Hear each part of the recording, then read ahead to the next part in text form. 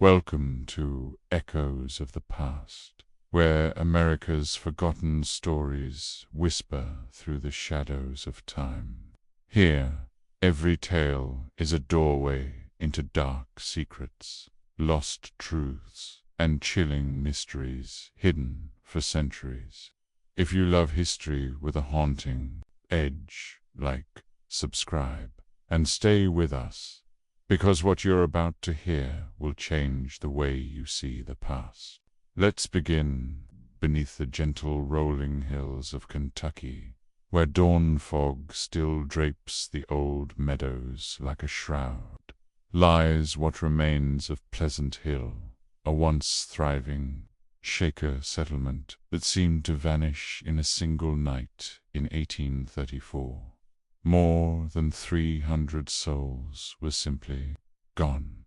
No goodbyes, no bodies, only hollow buildings and a silence so deep that even today locals steer clear of the place after dark. For nearly 200 years, the state kept its files locked away, pages no one dared to read. But now, fragments of testimony from an Ohio inspector have surfaced, revealing something far darker than anyone could imagine. Pleasant Hill didn't die from disease or famine. It was strangled, slowly. Over 27 years, a holy sanctuary turned into a machine of quiet terror. Before we pull back the curtain on one of Kentucky's most chilling secrets, I have a request. This channel, Echoes of the Past, isn't for everyone. It's for those with the courage to face what history tried to bury. If that's you, hit subscribe, drop a comment with the state you're listening from, and join me as we step into the shadows of America's forgotten faiths. Our story begins in 1807, during the blaze of the Second Great Awakening, when Kentucky was alive with revival fires. Pleasant Hill was born as a haven for the devout, celibacy, communal living, detachment from the corrupt world beyond. Hundreds gave up their land, wealth, and names for the promise of purity. But at the heart of this pious refuge was one family. A family whose grip ran so deep it choked the life out of the very faith they claimed to serve. Elder Samuel Richardson, tall, sharp-eyed, commanding, arrived from Ohio, claiming sacred authority from Mother Ann Lee's own followers. His spotless Shaker attire and encyclopedic knowledge of doctrine left visitors convinced of his holiness. By his side, Sister Martha Richardson, soft-spoken, calculating, and frighteningly perceptive, renounced their marriage in public, but continued it in private, quietly bending the rules in the shadows of Samuel's privileged quarters. Their children and kin didn't just belong to the community. They controlled it. Brother Ezekiel ran the fields, transforming the humble farms into a thriving enterprise that filled markets across the Ohio River Valley. Brother Caleb became their silent watchman, listening, recording, silencing dissent with efficiency any spy agency would envy. Sister Rebecca molded minds, reshaping new converts until they fit perfectly into the Richardson design. Sister Patience, barely 24, kept the books, forged the letters, built the paper-thin illusion that kept all suspicion at bay. Samuel's brother, Jeremiah, ran the furniture shops, known for exquisite craftsmanship, hiding the fact that those beautiful tables and chairs were built by hands that could not say no. Cousin Isaiah controlled the seed business, traveling across 3 states, his pleasant smile hiding errands no farmer would dare imagine. Sister Hannah Martha's own blood held the kitchens, controlling who ate well, who grew weak, and who disappeared from sight entirely. Even Samuel's frail, elderly mother, Sarah, played her part, a living relic who lent the family's fraud the weight of sacred history. And then there was Nathan, the diplomat, smooth, likable, trusted by sheriffs and merchants alike, ensuring that Pleasant Hill was viewed as untouchable, wholly above suspicion. On the surface, Pleasant Hill remained a haven of order and devotion, but in truth it had become a fortress, a family-run empire built not on faith, but on fear, control, and a darkness so profound it would take nearly 2 centuries for the truth to even begin to leak through. And tonight, we're going to open that door. Nathan Richardson's generosity was no accident.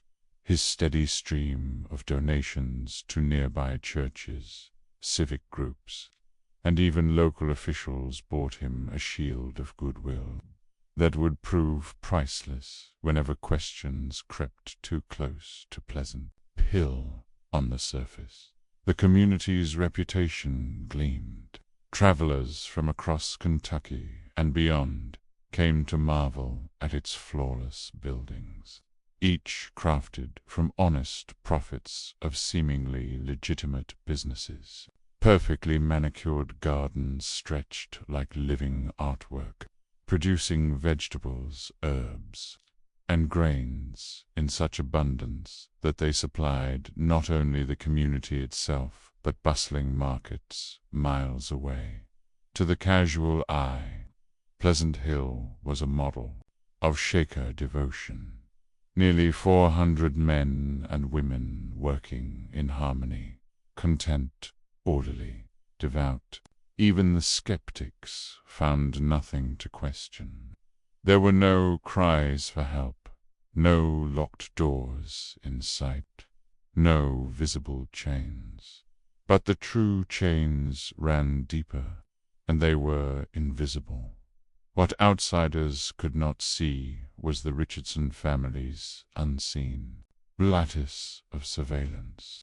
Every prayer, every task, every conversation filtered up to Samuel and Martha during quiet, nightly councils where nothing, not even the smallest detail, escaped scrutiny. Nothing happened at Pleasant Hill without a Richardson signature in the shadows. Leaving the settlement was forbidden unless escorted by a family member, and even a brief walk to nearby Harrodsburg required an explanation and a watchful chaperone. Today, we would call it what it was, a perfectly executed authoritarian state, disguised as a holy refuge. Information flowed one way downward, while eyes and ears reached everywhere, ensuring dissent died before it could take its first breath. The geography of isolation, paired with constant psychological pressure, left most members incapable of even imagining resistance. New converts were carefully broken down and rebuilt. Under Martha and Rebecca's clinical guidance, the process lasted roughly 6 months. By its end, new believers no longer simply followed the Richardsons. They trusted them with their very salvation. To question the family was to question God himself. Daily life was a machine of control. At 4:30 every morning, Brother Caleb's bell shattered the darkness. Breakfast, prepared by Hannah Collins, was precise, silent, orderly. Each member then moved to their assigned labor, deliberately designed to prevent private conversations or stray thoughts. Even worship wasn't free. Samuel's evening sermons wrapped genuine spiritual passion around a subtle, calculated bi-architecture of psychological dependence. Every hymn, every prayer, every word whispered from the pulpit reinforced one message: stay loyal, stay quiet, stay holy, but no wall is perfect.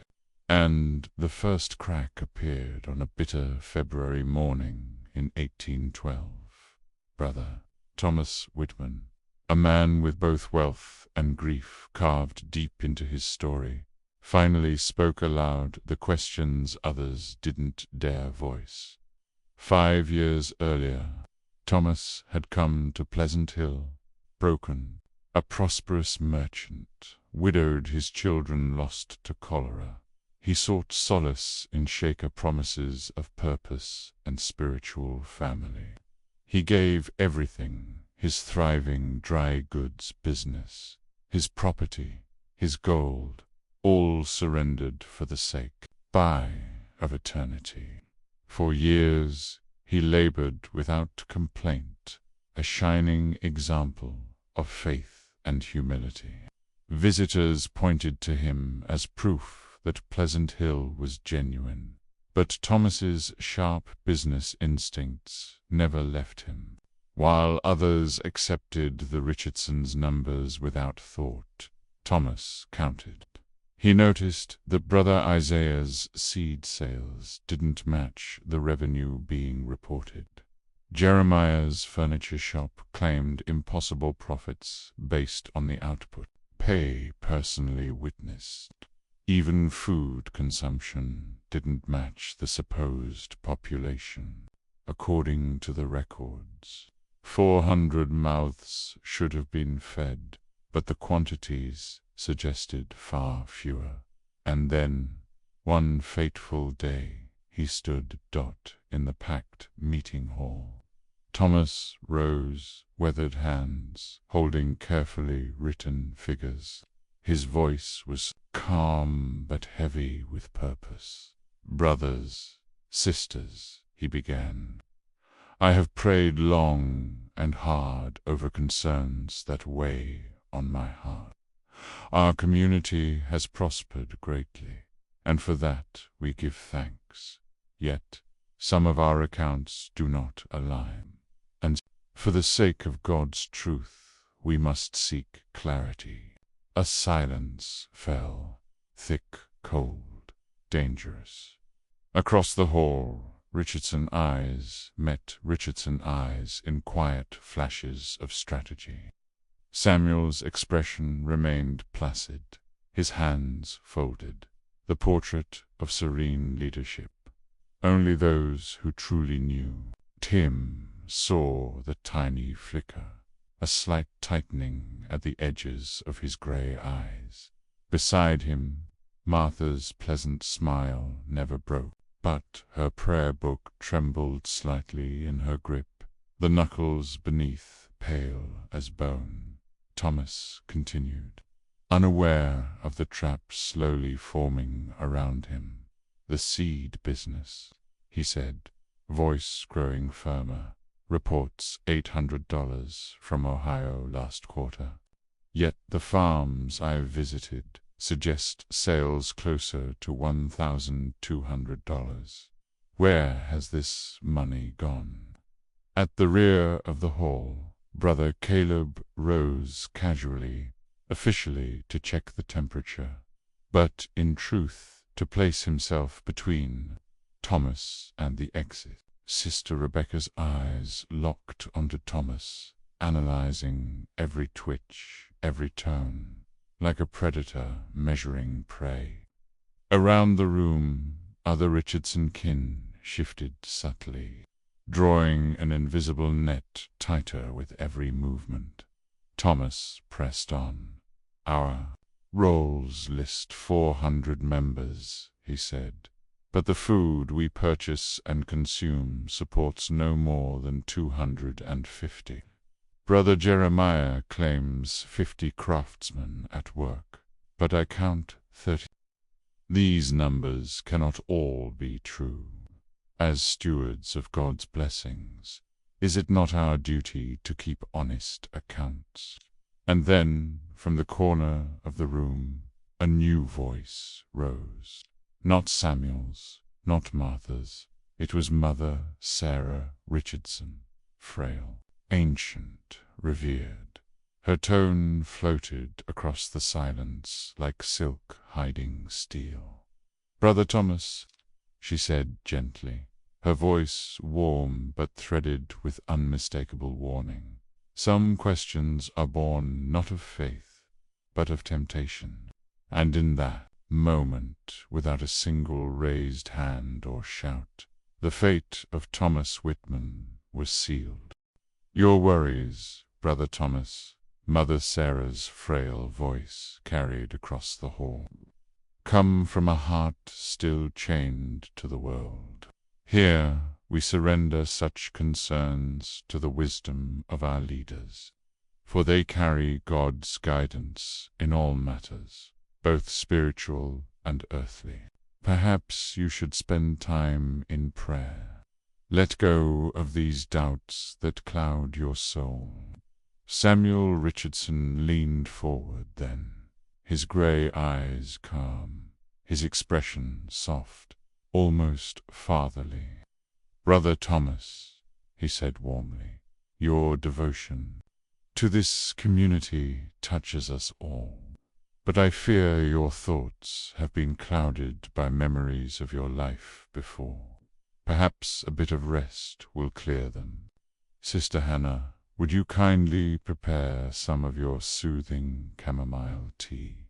The meeting carried on for another hour, but the atmosphere had shifted.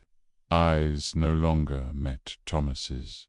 Brothers and sisters who once greeted him warmly now busied themselves with their prayer books, fidgeted with their clothing, or simply stared at the floor. Something invisible had passed through the room, and everyone felt it. That evening, when members returned to their quarters, tragedy struck. Thomas Whitman was found lifeless in his bed. Sister Rebecca, performing her nightly inspection, discovered him. Her tearful announcement painted a gentle picture. Brother Thomas had passed peacefully in his sleep, called home by the Lord after confessing his sins of doubt. His final words, she claimed, had been an apology for letting worldly matters corrupt his faith. That community accepted this without question. To doubt the leadership's account was to doubt God himself. The very next day, Thomas's funeral was transformed into a lesson. His death, Samuel preached, was a warning against allowing earthly concerns to interfere with spiritual submission. Members wept, prayed, and vowed to keep their hearts pure. But one young woman, Sister Mary Caldwell, saw details that no one else seemed to notice. While cleaning the dormitories, Mary entered Thomas's room and was struck by an odd, lingering odor, bitter almonds, sharp and unmistakable, even with the windows wide open. She noticed his fingernails tinged an unnatural blue. Most haunting of all, faint traces of foam still clung to the corners of his mouth, though someone, Rebecca, most likely, had tried to wipe it away. Mary's horror deepened that night. She watched as Brother Caleb collected Thomas's papers, by his ledgers, and the pages of careful calculations he had presented at the meeting. All of it, every shred of evidence, was tossed into the communal fireplace and burned under Samuel's watchful eye. He called it a cleansing ceremony, a purging of worldly attachments from their holy home. And so, within hours, Thomas's voice was silenced. not only by death, but by erasure. Sister Martha led prayer circles where members confessed their own sinful doubts, reinforcing the idea that even a fleeting question was proof of spiritual weakness. Brother Ezekiel kept members working from sunrise to dusk, exhausting them, leaving no space for whispered conversations. Brother Jeremiah began hosting evening discussions, retelling Thomas's story as a cautionary tale, a reminder of what happens when faith, WAVERS. In less than a month, Thomas Whitman's very existence had been scrubbed away, his belongings distributed, his tasks reassigned, his name removed from the rolls. Aside from a brief death notice, no record of him remained. To newer members, it was as if he had never walked Pleasant Hill's grounds at all. But behind the quiet sermons and pious smiles, a new system was taking shape, one that would define Pleasant Hill for the next 2 decades. It began simply: members who asked too many questions, who requested to visit family outside, or who hinted at leaving the community, were labeled as suffering from spiritual crisis. Their cure, a retreat. Brother Jeremiah designed it himself. The retreat system, isolated cabins, scattered across the Richardson property, framed as holy sanctuaries where troubled souls could reconnect with God. But in truth, they were cages. Each cabin was small and bare, with barred shutters and a door that locked only from the outside. Nestled deep in the woods, the cabins ensured that no cries for help would ever carry back to the community.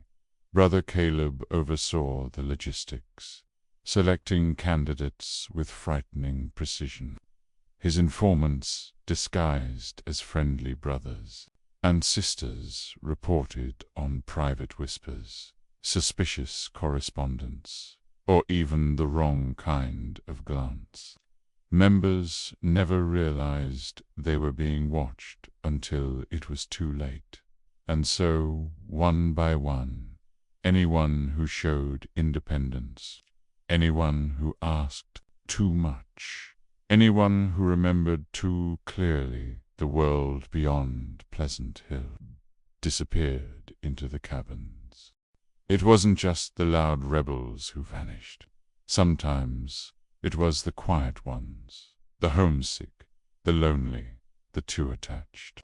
Anyone who clung too tightly to the property they'd once donated, who wept openly for parents left behind, or who forged friendships strong enough to become alliances, all were quietly flagged for special spiritual care.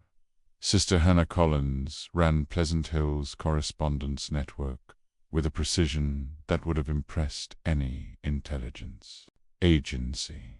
When worried families wrote inquiring about loved ones, Hannah answered with beautiful, believable letters. Her handwriting could mimic anyone's. She studied every member's script, loops, slants, quirks, until she could write their words as if they'd held the pen themselves. For some families, the letters offered joy, glowing accounts of new missionary work in distant territories, tales of spreading Shaker faith across the wild western frontier. For others, the letters delivered grief, carefully described illnesses, gentle deaths, final whispered prayers, and burials that never happened, each word designed to comfort, to soothe, to keep curiosity at bay. These weren't just letters. They were weapons crafted not to wound, but to close doors forever. Meanwhile, Brother Isaiah Richardson's seed business became the perfect mask for the family's darkest logistics. His regular trips through Kentucky, Ohio, and Tennessee gave him freedom of movement and privacy. Farmers trusted him. Sheriffs waved him through. His wagons, loaded with seed and tools, concealed compartments no one would ever question, burned along lonely roads or isolated farms where no eyes watched. The evidence of Pleasant Hill's quiet purges disappeared into the soil. Isaiah's roots were genius in their cruelty. Every stop legitimate, every handshake an alibi, every night spent sheltering from bad weather, an opportunity to bury a truth that would never be unearthed back home. Sister Patience Richardson tied the entire operation together with meticulous surgical bookkeeping. Her records were works of art: death certificates, transfer papers, travel logs, medical histories, all fabricated with such care that even a trained investigator would see only God's will and human frailty, not murder. Her files went far beyond simple membership rolls. Every disappearance had a story. Every family had closure. Every official question had an answer so calm, so correct, that suspicion died before it was even born. And that was the true genius of Pleasant Hill. Not just the crimes, but the belief it created. The Richardsons had engineered a world where obedience wasn't forced. It was offered. Questioning authority wasn't dangerous. It was sinful. Loyalty wasn't demanded. It was worshipped. The members weren't just prisoners. They were guardians of their own chains, convinced they were holding keys to heaven. The population held steady around 400 souls, even as new converts streamed in and old ones quietly vanished. Brother Caleb called it, in private, natural selection. Those who posed a threat were removed. Those who offered wealth, labor, or influence were welcomed. The balance was perfect. The recruitment process itself became an art form. The Richardson women, led by the razor-sharp Sister Rebecca, interviewed every new believer under the guise of spiritual counseling. In truth, these sessions were psychological screenings, mapping family ties, emotional vulnerabilities, financial value, and risk factors. Potential troublemakers were quietly marked for early removal. Promising converts were drawn deeper in, reshaped through a cycle of warmth and withdrawal, a dance of comfort and cruelty, designed to break down identities and rebuild them in the Richardson mold. By the mid-1820s, Pleasant Hill wasn't a community anymore. It was an engine, a perfectly calibrated system of devotion, manipulation, and profit. Every role was clear, every risk controlled, every lie layered so deep it gleamed like truth. At the top, Samuel Richardson remained the pace of it all, a preacher so inspiring that neighboring ministers spoke his name with awe. His sermons drew converts like moths to flame, while his soft, commanding presence kept his flock docile, devoted and utterly blind to the machinery grinding beneath their feet.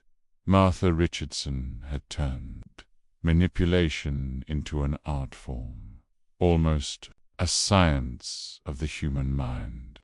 She studied every soul who entered Pleasant Hill, the way a naturalist might observe rare creatures in the wild. Breaking someone down and rebuilding them in the family's image no longer took years.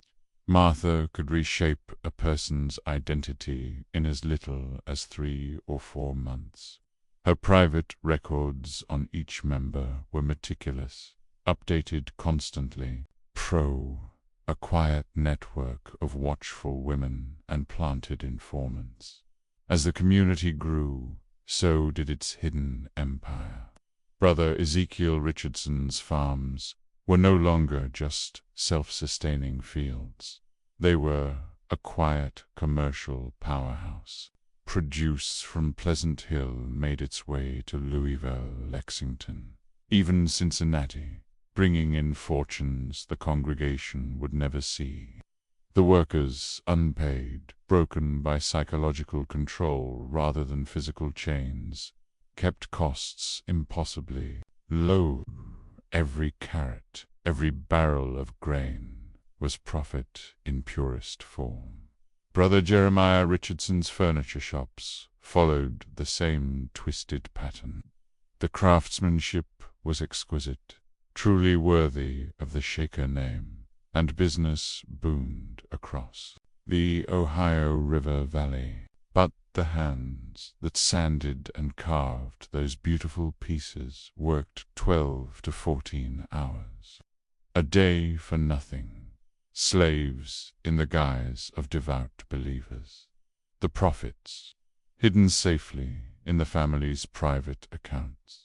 But the most chilling enterprise was one the public never even suspected: human trafficking. Brother Isaiah, the quiet seed merchant, used his travels to move people like cargo. Young men and women, bright, skilled, but too independent for the family's comfort, were quietly relocated to plantations and industrial sites across the South and Midwest. Buyers paid handsomely, believing the paperwork proving these souls were indentured by choice. In truth, those papers were lies, carefully forged chains in ink instead of iron, choosing who lived, who vanished, and who was sold was a cold, calculated process. Sister Rebecca Richardson became the family's expert in emotional disassembly. Disguised as a spiritual counselor, she could map a new member's future in a single conversation, deciding whether they were worth keeping, worth selling, or too dangerous to live. She blended genuine moments of comfort with carefully timed cruelty, forging trauma bonds so powerful her victims became psychologically dependent on her approval. Meanwhile, Pleasant Hill itself became a fortress, not just of wood and farmland, but of information. The Richardson family controlled every word, every interaction, every breath of outside influence. Located on thousands of acres, members rarely saw strangers, and when they did, Richardson eyes were always present, watching. Even local authorities, blinded by donations and political favors, saw Pleasant Hill not as a threat but as a jewel, a peaceful, profitable religious wonder. Sheriff William Morrison of Mercer County was no protector of justice here.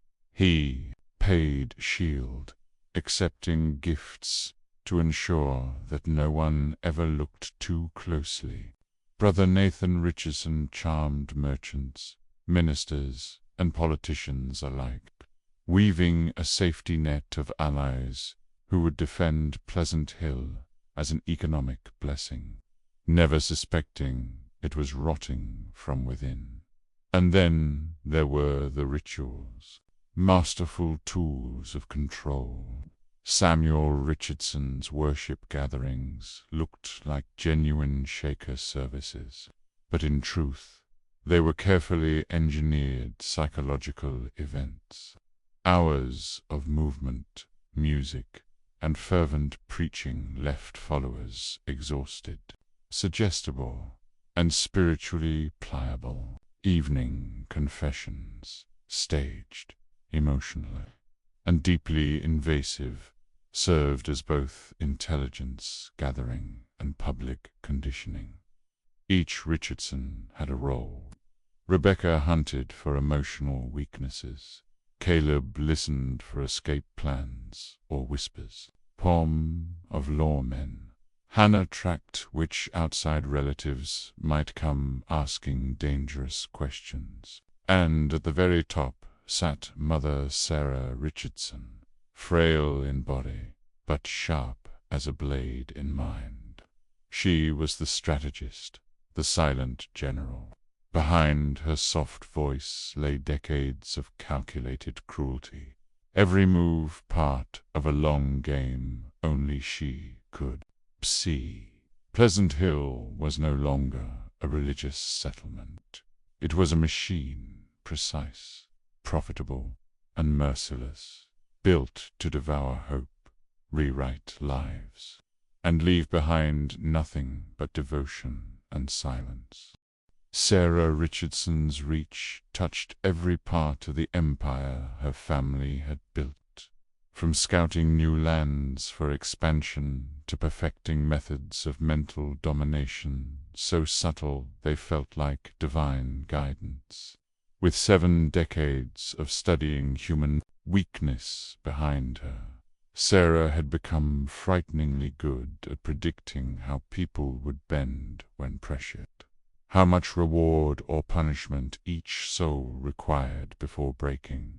Her vision turned what began as scattered crimes into a carefully engineered machine, a criminal enterprise disguised as holy devotion, designed to last forever.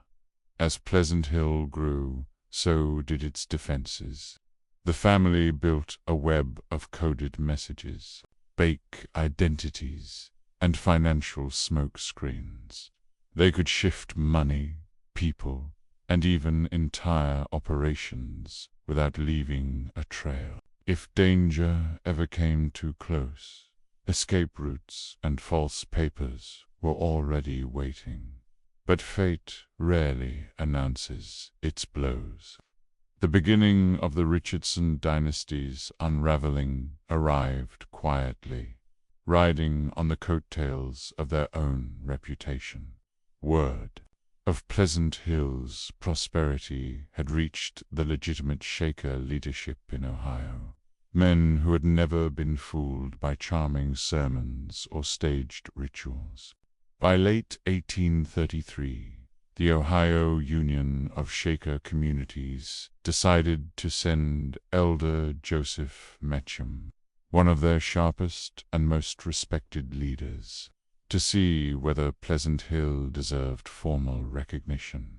Elder Mecham was no easy mark, a man who had spent 40 years in true Shaker villages across New York, Pennsylvania, and Ohio. He knew the faith like few alive. He understood every ritual, every law, every detail of how a real Shaker settlement should run. But where other visitors saw a thriving, holy community, he saw signs, patterns, things to question. At first, Samuel Richardson greeted the news with confidence, even enthusiasm. The Richardsons had played this game before. Ministers, inspectors, wealthy patrons, all had left Pleasant Hill convinced they'd witnessed a model of pure faith. But Mecham wasn't coming for a tour. He came with ledgers, questions, and authority. From the moment he arrived, warning bells rang. He didn't want staged visits or polite conversations. He wanted to comb through financial books, reaching back to the village's founding. He demanded private interviews with random members, away from family supervision. He carried his own accounting logs, ready to match Pleasant Hill's reported numbers with their production, consumption, and correspondence. His tone in that first public meeting was calm, but the weight behind it was devastating. Standing before senior members in the main hall, Elder Mecham spoke evenly. The union has adopted strict standards for welcoming new communities. We will need to see your membership rolls, burial records, correspondence files, and financial buy accounts from the past 5 years. Private interviews with at least 50 randomly chosen members will begin tomorrow. For the first time, Samuel's polished composure cracked. "Elder Mecham, we are honored by your presence," he replied. "Carefully measured, but our record-keeping may differ from Ohio practices. Perhaps a more informal evaluation would better reflect the unique circumstances of Kentucky." Mecham smiled politely, but didn't blink. "Authentic Shaker practice doesn't bend with geography, Brother Samuel. Truth is the same in New York, in Ohio, and in Kentucky. We begin tomorrow."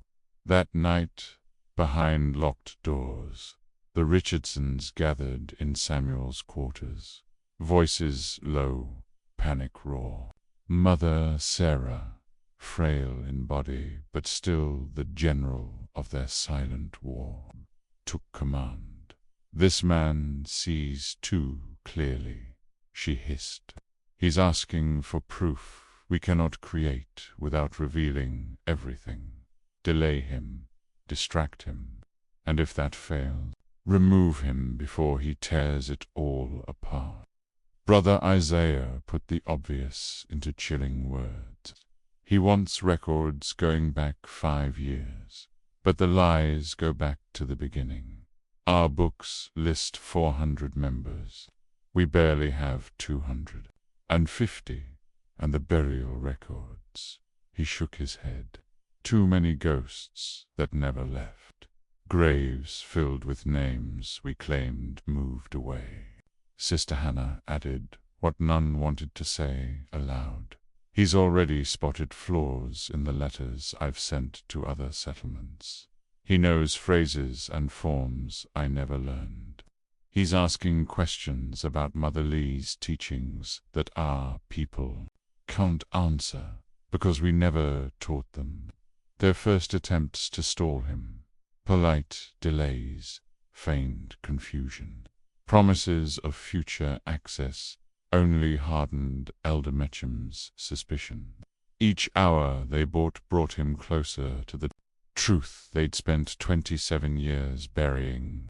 When the Richardsons tried to claim that key documents had been damaged in a recent storm, Elder Mecham calmly pointed out that not a single building bore any sign of weather damage. When they offered up trusted members to vouch for Pleasant Hill's holiness, he refused, insisting instead on interviewing randomly selected members from a full, unedited list of residents. Brother Caleb Richardson's once flawless surveillance system designed to keep every eye, every ear, and every whisper under family control failed completely against this man. Mecham moved with quiet unpredictability, changing his routes, switching interview locations, and somehow always sensing when he was being watched. His questions were precise, impossible to trick, and steeped in the kind of authentic Shaker knowledge no impostor could mimic. But what terrified the family most wasn't what he asked it, was what began to happen. Some of Pleasant Hill's Long-silenced members started reacting to Meckham's presence in ways no one in the Richardson clan had ever seen. Sister Mary Caldwell, who, decades earlier, had witnessed a suspicious death she dared never speak, oft felt her fear crack under the weight of Meckham's quiet authenticity. For the first time in years, she whispered truths that had been buried, along with the missing. Meckham's effect was like sunlight breaking through years of suffocating fog. His gentle tone, his deep spiritual authority that came without threats, or psychological games, awakened questions the Richardsons had spent 27 years keeping locked away. Members started talking, really talking. Furniture workers questioned their own training after realizing Mecham knew more about true Shaker craftsmanship than they did. Women in Sister Rebecca Richardson's tightly controlled dormitories began asking about practices they'd never been taught. Authority that had once been absolute now trembled in the presence of a man who clearly carried the real teachings they had been denied. Then came the request that would change everything. Elder Mecham asked to visit the community cemetery privately, to pay respects to departed Shaker brothers and sisters. The Richardsons couldn't refuse without raising suspicion, but neither could they risk what he might notice among the graves. Caleb Richardson volunteered to guide him, hoping to control what the investigators saw, but Elder Mecham's eyes were trained for truth. The moment he stepped among the headstones, he began spotting what no visitor before him had caught. The burial dates didn't align with official records. Markers stood for people who had supposedly left Pleasant Hill for new missions. Soil patterns told quiet stories of earth disturbed too often, too deeply. Caleb tried to deflect. "Perhaps," he stammered, "an error in our record-keeping. Many members, many years, mistakes happen." Mecham's calm reply cut through the lie. "Brother Caleb, in every Shaker village, death records are kept with painstaking accuracy. What I'm seeing here does not speak of human error. It speaks of design." That night, Mecham couldn't sleep. His suspicions had sharpened into something darker, something deadly. Under the cold light of the moon, he returned to the cemetery alone, carrying only his lantern, his ledgers, and his resolve. And there, in the quiet stillness of March 15th, 1834, the full horror began to surface. The official cemetery was a neat display of 40 graves, finely carved stones, rows as orderly as the sermons given for passing guests. But beneath that polished surface, the land itself whispered betrayal. The ground showed subtle dips and shifts, unmarked resting places where no stones stood. Patches of earth bore plants that shouldn't have been there. Growth that revealed the soil had been disturbed and replaced. More chilling still, Mecham discovered that many of the death dates carved in stone perfectly matched the dates when certain members were reported to have departed Pleasant Hill for missions elsewhere. Impossible timelines. A man cannot be buried and traveling to Ohio on the same day. With each grave he examined, the pattern grew more undeniable, more monstrous. The elegant facade of Pleasant Hill's holy purpose fell away. revealing a decades-long machinery of deception, disappearance, and death, a criminal empire dressed in sacred robes. And with that moonlit revelation, the Richardson family's reign of terror began to crumble. The dates on the grave markers told a chilling story, a timeline of quiet eliminations, each one aligning perfectly with moments when someone had started asking too many questions, or when the community risked exposure. Meekham's moonlit investigation was interrupted by a sudden, soft voice. From a distant dormitory window, Sister Mary Caldwell had been watching, her heart pounding. She knew this was her moment, the one she'd prayed for over 20 years. Moving through the darkness like a hunted soul, she approached the cemetery, her steps cautious but fueled by desperate courage. "Elder Mecham," she whispered urgently, eyes wide with fear and hope. "God has sent you here to uncover the truth we've been too terrified to speak." What he had uncovered so far, she warned, was only the surface. There, crouched between gravestones, she began to release decades of terror in hushed, trembling words. "I've seen them bury people in the dead of night," Mary confessed, her voice breaking with a mixture of fear and long-awaited relief. "The Richardson family. They don't just lead this community. They kill anyone who threatens their power, anyone who dares to question them." Her whispers painted a portrait far darker than even Meekham's growing suspicions. Pleasant Hill was no peaceful religious haven. It had become a silent death camp disguised as a holy gathering, a place where anyone homesick, curious, outspoken, or simply inconvenient was quietly erased. Mary's revelations tumbled out faster, the dam of fear finally broken. "Sister Hannah Collins," she said, glancing nervously toward the sleeping buildings, "keeps poisons hidden in the kitchen. I've watched her prepare special meals for those asking too many questions. Brother Thomas Whitman, he wasn't the first to die. He was only the first I was brave enough to really see." The scope of the horror deepened with every word.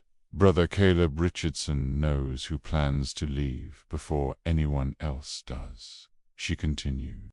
"He reads private letters, listens at doors, keeps a list of those he calls problems, and within days they vanish." Her voice dropped even lower, a ghostly tremor in the dark. "And Brother Jeremiah," she whispered, "he moves. Bides. He has burial sites scattered across Kentucky, hidden along his furniture delivery routes. I've seen him load covered wagons at night and return with dirt under his fingernails. But murder wasn't the end of it. They don't kill everyone," Mary said, her eyes burning with shame and fury. "The young ones, the strong ones, they sell them. Brother Isaiah's seed business, it's a front. He delivers people to buyers in the South, like cattle, like property." The truth hit Elder Mecham like a thunderclap. Pleasant Hill had never truly been shaken. It wasn't a corrupted faith, it was a criminal machine wearing the mask of devotion. Mary's voice softened, grief overtaking anger. "The real Elder Samuel," she said, "died in 1808, just a year after this place was founded. I was only a girl, but I remember. He was gentle, kind, a man of God, the one who calls himself Elder Samuel Richardson, now is someone else entirely. The weight of her confession settled like stone in Mecham's chest. For more than 25 years, the Richardson family had not only slaughtered innocents, they had dismantled a sacred community, twisting people's longing for God into a weapon of control, greed, and blood. As the first pale hint of dawn brushed the horizon, Elder Mecham found himself standing at a terrible crossroads. If he confronted the family now, he would almost certainly join the silent dead buried beneath his feet, and with him the last chance to bring the truth to light. But if he left, even for help, the Richardsons could wipe out every witness before the authorities arrived. Nearly 300 souls already gone. Almost 250 still trapped in this nightmare. The decision clawed at his heart as he knelt in the dew-soaked grass of the graveyard. Beside him, Mary Caldwell waited, her fate now bound to his dot, and all around them the cemetery kept its secrets, the earth holding decades of holy lies over unholy bones.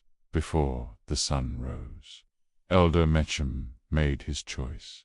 Under cover of darkness, on March 16, 1834, he fled Pleasant Hill with Mary Caldwell at his side, the one living witness who could finally break the Richardson family's spell of silence.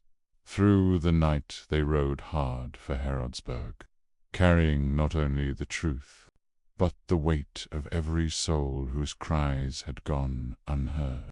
There Mecham convinced Sheriff Morrison, and more importantly, a federal marshal, to act immediately. Armed with Mary's testimony and Mecham's meticulous notes, Captain James Crawford and a detachment of 12 federal men rode out, with full authority, higher than any corrupt local official could stop. Because, as Mecham had already discovered, even Sheriff Morrison had been on the Richardsons' payroll, bought and blinded for years. But that morning, as federal horses thundered toward Pleasant Hill, the Richardson family's 27-year reign of terror was finally drawing to a close. Captain James Crawford, a federal marshal with 12 armed men at his side, rode into Pleasant Hill carrying papers that outranked every local badge in the state. Whatever influence the Richardson clan had built through bribes and threats was useless now. What Crawford's team found when they returned to the settlement still stains Kentucky law enforcement files with horror. The Richardson family, realizing the net had finally closed around them, made a final, monstrous choice: silence the witnesses, and vanish with whatever fortune they could carry. 3 weeks earlier, more than 250 souls had lived within Pleasant Hill's walls. When the raid began, only 37 remained, barely alive, locked in underground storage rooms like livestock, dehydrated, starved, terrified.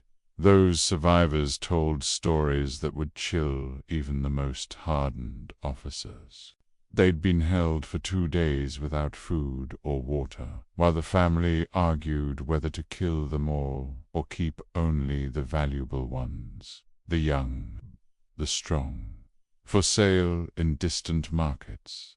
Documents confirmed that several had already been sold to plantations in Mississippi and Alabama, with payments sent and transport arranged. Pleasant Hill, once a supposed sanctuary of faith, had been turned into a factory of human misery. A facade hiding nearly 3 decades of trafficking, torture, and murder as Crawford's men searched the grounds. The nightmare deepened. Burial sites, dozens of them, carefully mapped, hidden across the thousands of acres. Over 150 unmarked graves, some holding multiple bodies, some showing poison, others blunt force trauma or strangulation. The Richardson family had kept records of everything: ledgers listing buyers, prices, even descriptions of those they sold, as if they were cargo. And in Martha Richardson's own hand, a journal unlike anything lawmen had ever seen. Not a diary, a manual, page after page of cold experiments in breaking the human spirit.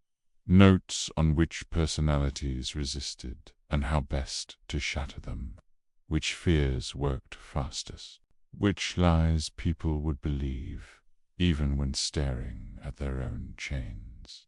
It wasn't religion, it wasn't greed.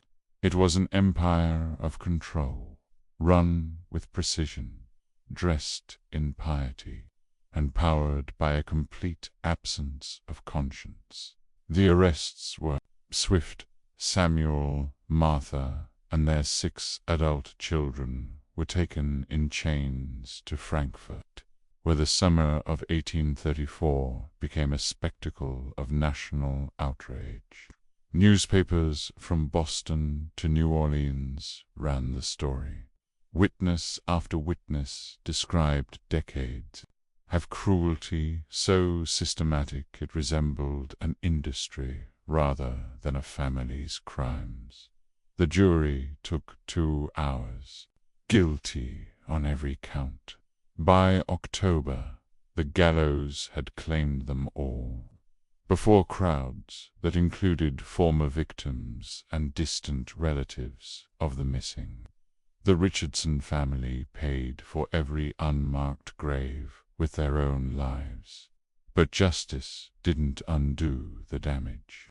The 37 survivors emerged broken, many too traumatized to ever trust a preacher, a sheriff, or even their own instincts again. Some never recovered, living out their days in institutions, prisoners of memories too heavy to carry alone. Others, with help from Shaker communities in Ohio, slowly rebuilt, relearning freedom in a world that had forgotten they'd been stolen from it. The state of Kentucky buried the rest, literally and legally. Records sealed, buildings demolished, land quietly sold. Officials feared the stain such a story would leave on the region, so they chose silence over history. And because of that silence, what really happened at Pleasant Hill became rumor, folklore, a ghost story whispered on the wind. Modern historians now estimate that more than 400 people were murdered or sold into slavery under the Richardsons family's rule. Maybe more. The records weren't kept for truth. They were kept for profit. And some victims may have been erased completely, their names never even written down before they were buried in shallow earth. This tragedy is a brutal reminder of how easily faith can be weaponized, how isolation, once spiritual, can become cage, how evil hides behind virtue, smiling, praying, preaching, while quietly devouring lives. The Richardson family built a kingdom of horror in plain sight, and for nearly 30 years, no one dared question it. But I can't help but wonder what else lies in those sealed Kentucky archives. Did every dark secret see daylight? Or do some pages remain locked away, protecting truths even worse than what we've uncovered tonight? What do you think? Leave a comment below with your theories. Could there be more bodies, more crimes, more horrors still buried under Pleasant Hill?